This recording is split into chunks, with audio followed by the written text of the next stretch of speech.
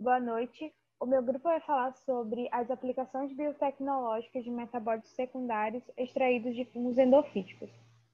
Meu nome é Patrícia Ribeiro e vou falar sobre o que são os fungos endofíticos. E eles são micro-organismos que habitam o interior das plantas, sendo encontrados em órgãos e tecidos vegetais, sem causar efeito negativo imediato. O estabelecimento das plantas nos seus habitats, ela envolve a capacidade de interagir com diferentes espécies de organismos, e entre essas interações estão os endofíticos, que têm despertado o interesse da comunidade científica devido à sua capacidade de produzir metabólitos secundários.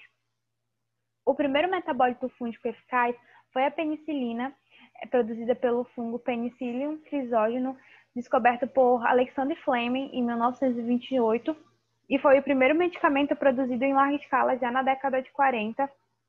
E nessa época, os metabólitos fúngicos eles eram utilizados apenas como antibacterianos, porém, com o decorrer do tempo, eles foram sendo utilizados para os mais diversos usos.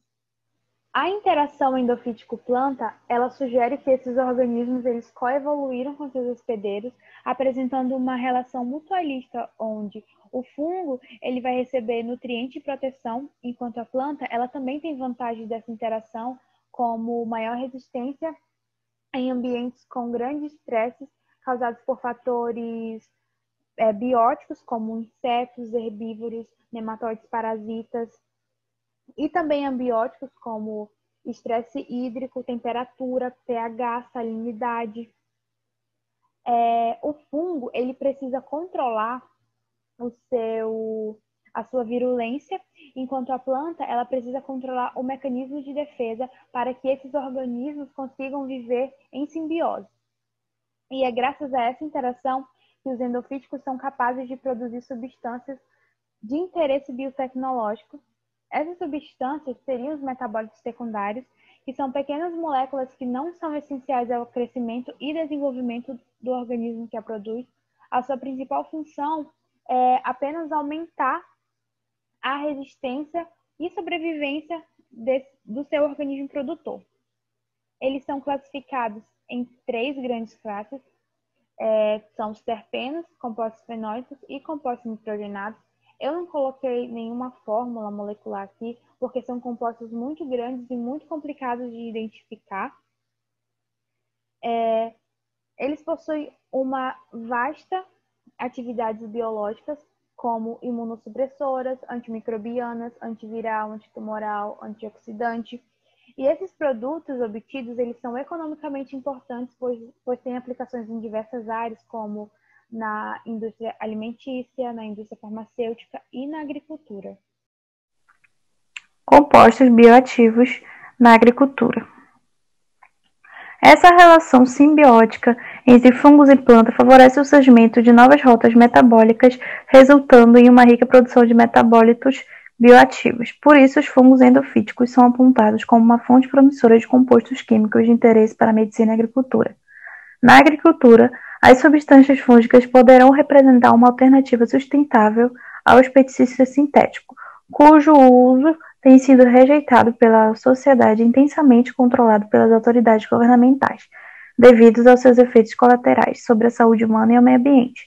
Os impactos negativos dos agrotóxicos na saúde e meio ambiente têm levado o governo de vários países a adotarem legislações mais rigorosas para o registro de novos produtos, como os Estados Unidos, que é o maior produtor e um dos maiores consumidores de agroquímicos. O estabelecimento de procedimentos mais exigentes para sua regulamentação está gradualmente reduzindo o número de produtos sintéticos disponíveis para uso agrícola. O interesse no emprego de micro-organismos em práticas agrícolas aumentou significativamente nos últimos anos, pois tanto na promoção de crescimento vegetal, como no controle biológico de pragas e doenças e plantas sofrem outras aplicações.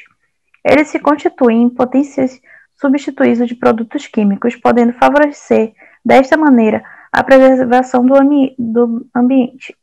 Dentro desse contexto, os micro-organismos apresentam importante propriedade de conferir a proteção às plantas, seja pela sua presença nas plantas hospedeiras, seja pela aplicação como agentes de biocontrole, que podem resultar na eliminação de pragas agrícolas.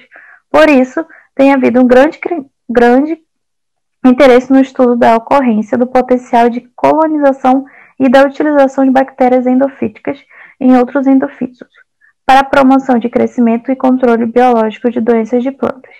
Uma agricultura sustentável requer a utilização de estratégias que permitem o aumento de produção de alimentos sem prejuízo ao meio ambiente e saúde, dentro do contexto econômico, social e político de cada região. A utilização de micro-organismos promotores de crescimento vegetal é uma alternativa para a agricultura moderna enfrentar o desafio de promover o aumento de produção de culturas, gerando sustentabilidade. Esses micro-organismos encontram os endofíticos. Essa capacidade de estimular o crescimento vegetal, apresentada pelos micro-organismos endofíticos, tem sido atribuída a mecanismos diretos tais como fixação do nitrogênio e produção de fito-hormônios, e indiretos como antagonismo e fitopatogênios. Na maioria dos gêneros de bactérias endofíticas, a produção de auxinas, etilenos e citocinas, o aumento de absorção de agronutrientes, bem como a suspensão de micro-organismos deletérios são responsáveis pela promoção do crescimento da planta. Estudos envolvendo micro-organismos endofíticos na promoção do crescimento de plantas no Brasil já foram desenvolvidos. Olá, boa noite. Meu nome é Lorena Isabela e eu vou falar sobre a planta gomaior.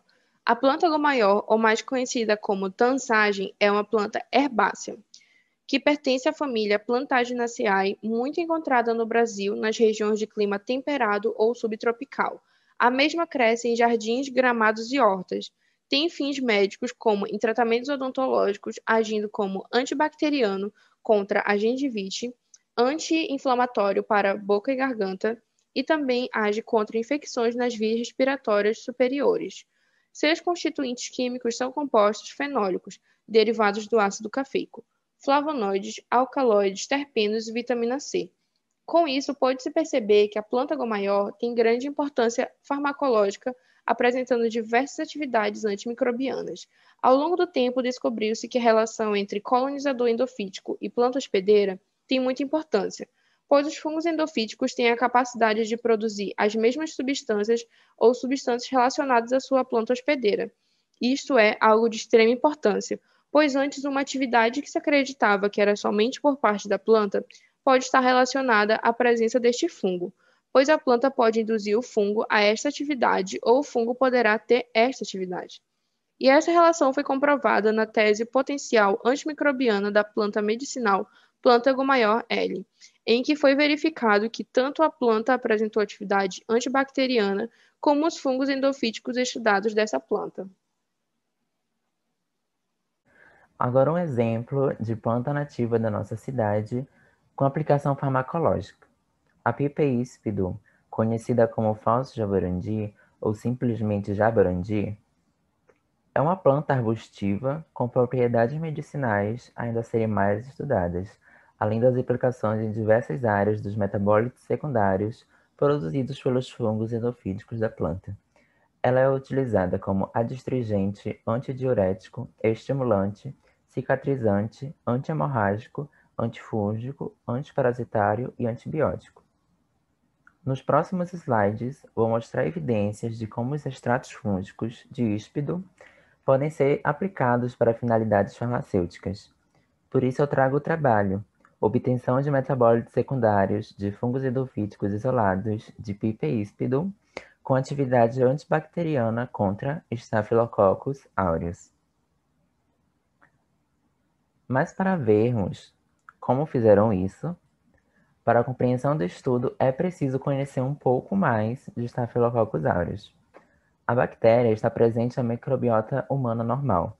Ela é gram-positiva e é uma das mais perigosas bactérias estafilocócicas.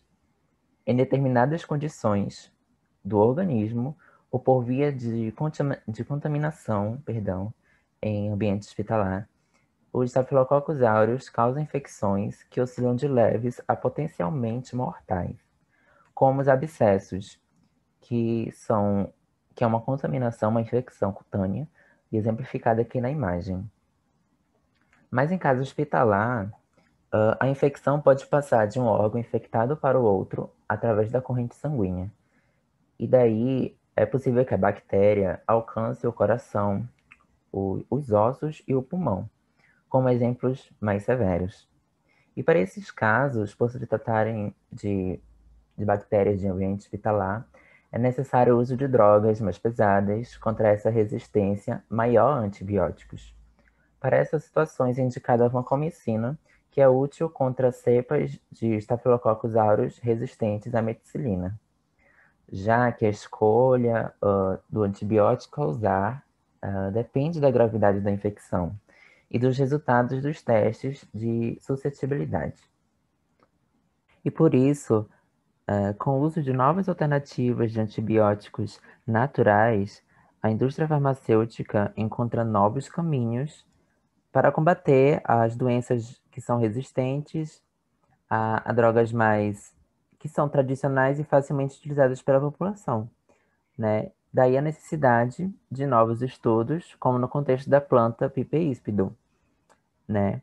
E dado esse cenário, toda a explicação, no trabalho que eu mencionei anteriormente, foram feitas, primeiramente, extrações dos metabólitos secundários de 4 fungos hidrofíticos isolados. Que quer dizer, né? Foram feitos primeiro isolamentos dos fungos e daí as extrações deles para poder ser feita a avaliação da atividade antibacteriana contra os estafilococos. Como? Pela técnica de cup plate, que significa, e aqui está ilustrativo, apenas como uma exemplificação para como forma de descrever a técnica, não faça parte do trabalho. No caso, na placa de Petri, é semeada a bactéria, né? E daí são colocados discos inoculados com seu respectivo metabólito secundário na placa, e daí controles negativos, que no caso são a água destilada e o álcool etílico, e outro controle positivo, que é o antibiótico, para realmente fazer essa comparação entre o metabólito secundário, né, a efetividade dele, em relação ao antibiótico que já existe, né? E daí a avaliação bacteriana, né, se deu... Ah, e detalhe, os metabólitos secundários, né, quando eles são inoculados, e o antibiótico também, eles têm que estar na mesma concentração para poder ser feita esse controle, essa avaliação mesmo. E a avaliação, né, antibactericida dos metabólitos secundários se deu pelo desenvolvimento dos halos, justamente que eles realmente demonstram a atividade antibacteriana. Boa noite, eu sou a Joyce e eu vou falar sobre o Taxol.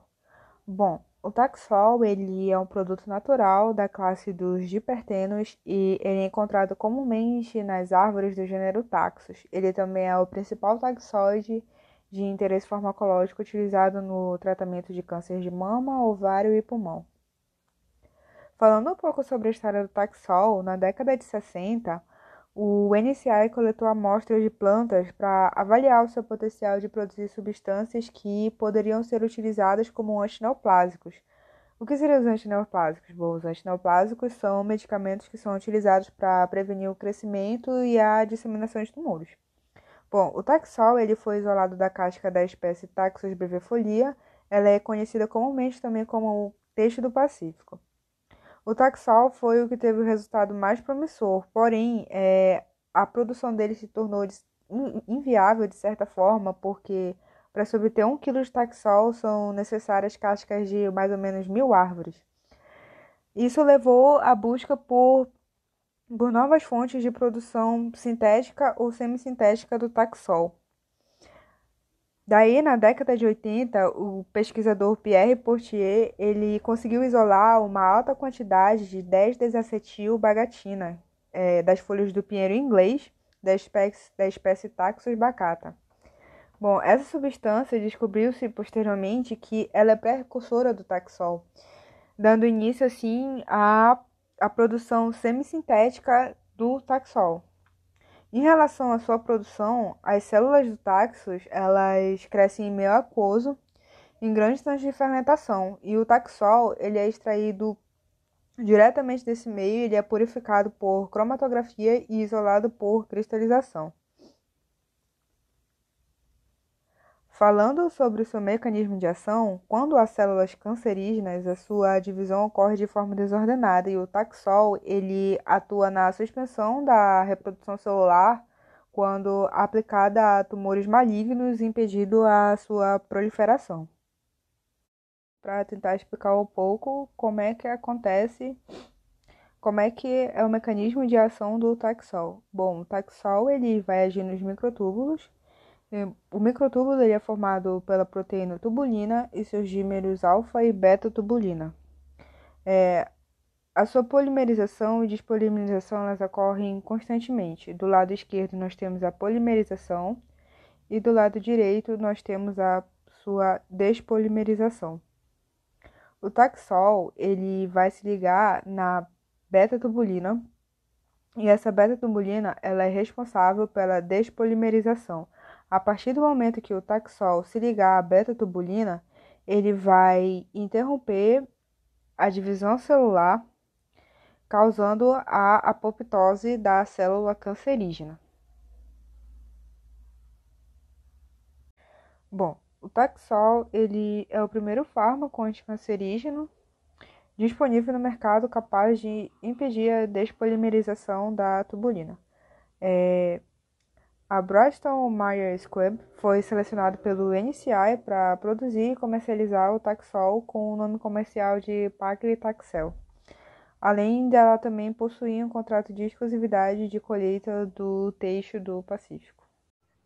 Por fim, nós apresentamos 3 tipos de aplicações da interação dos fungos endofíticos com as plantas, destacando a importância de mais pesquisas direcionadas à agricultura e na indústria farmacêutica, para que se tenham mais metabólitos secundários importantes que se aplicam nessas áreas.